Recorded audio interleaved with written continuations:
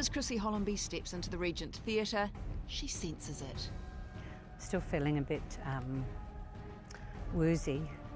She's aware of a spirit. There's definitely a gentleman up here on the right-hand side of the stage.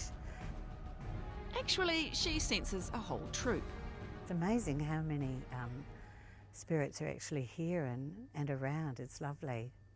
It's like theatre continues even into death, you know, which is nice. Well, not for everyone. One of the crew backstage felt his trousers being tugged. There was nobody standing around him. Spooky. Likewise for this gentleman. As soon as we sat down, this kicking sensation up underneath the seat. Not to mention the infamous chandelier. The show was starting and the chandelier was having its big moment and it stopped twice.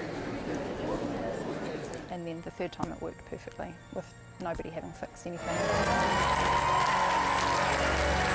Musical Theatre Dunedin has just finished Phantom of the Opera at the Regent.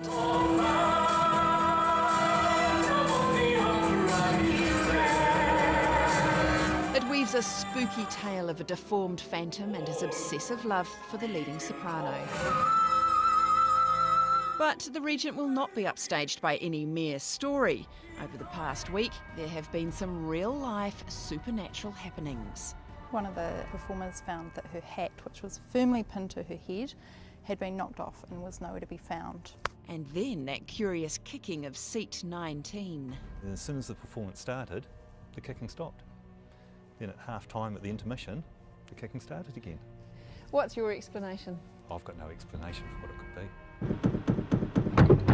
Even Colleen the usher experienced the inexplicable. Sure enough, I got that feeling too, and I thought, how annoying that can be. And I looked around and there was nobody sitting in the seats at that time. Underneath the stage, it's quite easy to believe the legend that there are 3 ghosts residing here at the Regent. Is it one of them acting up? We've brought in the big guns to unmask the mystery. There's something about this middle area here that I'm picking up on now, and someone's definitely got a seat there, and it's like, I don't think they'd be very happy if someone sat in it. I invite her to sit in the portentous seat 19. I'm sensing someone now sitting behind me, and they're actually poking me in the back of the neck and prodding me like, you know, excuse me, excuse me.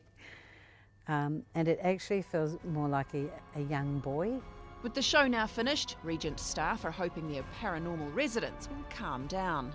We probably don't want to be crowded with spirits or people from other planes of existence. It's quite nice to have some room for the patrons of today as well. But good news, it seems most of the spirits will move on. I do think they move around with the show. I don't think that they stay here at the Regent. They'll be off onto the next Phantom. So it's over now, the Phantom of the Night. Well, for Dunedin anyway.